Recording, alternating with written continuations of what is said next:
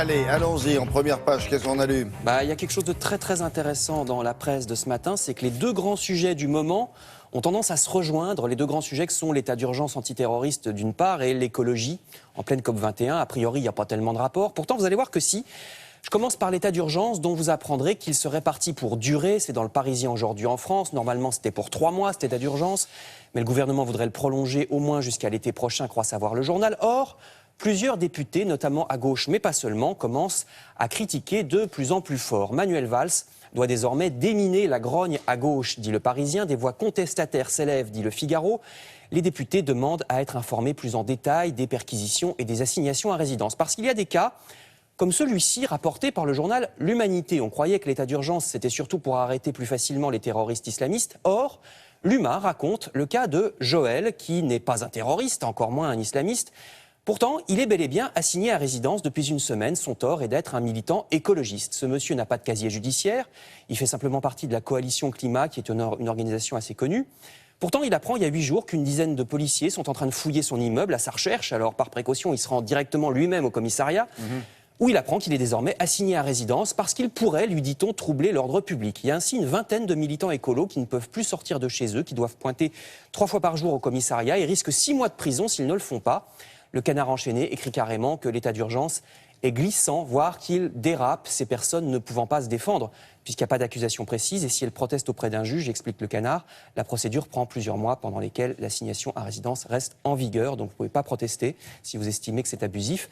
Le Canard parle aussi d'autres cas, comme par exemple une perquisition chez un couple d'agriculteurs bio en Dordogne, gens dont le seul tort serait d'avoir participé à une manifestation il y a plusieurs années, manifestation pacifique contre l'aéroport Notre-Dame-des-Landes. Mais à quoi s'attendait la police en perquisitionnant chez eux? Espérait-il trouver des légumes piégés? Écrit Bastamag, un site internet altermondialiste.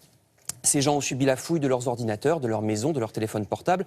Là aussi, les gendarmes expliquent que cette perquisition vient du fait qu'ils sont militants écologistes.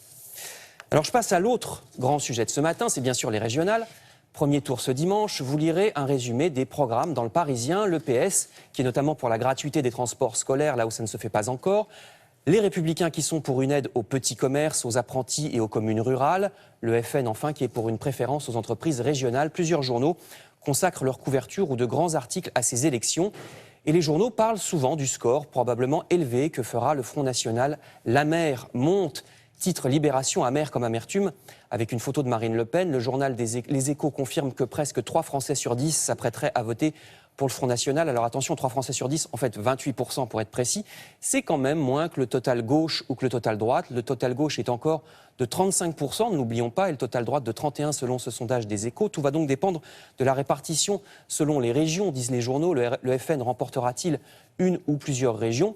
Je termine justement avec le journal La Croix qui explique pourquoi ça l'inquiéterait.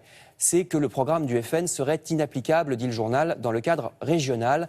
Ces chevaux de bataille comme l'immigration ou la sortie de l'euro, par exemple, ne sont pas vraiment des compétences régionales. Le parti risque donc surtout de sabrer la politique culturelle ou les aides aux associations. C'est en tout cas ce qu'estime le journal La Croix. Merci, à tout à l'heure.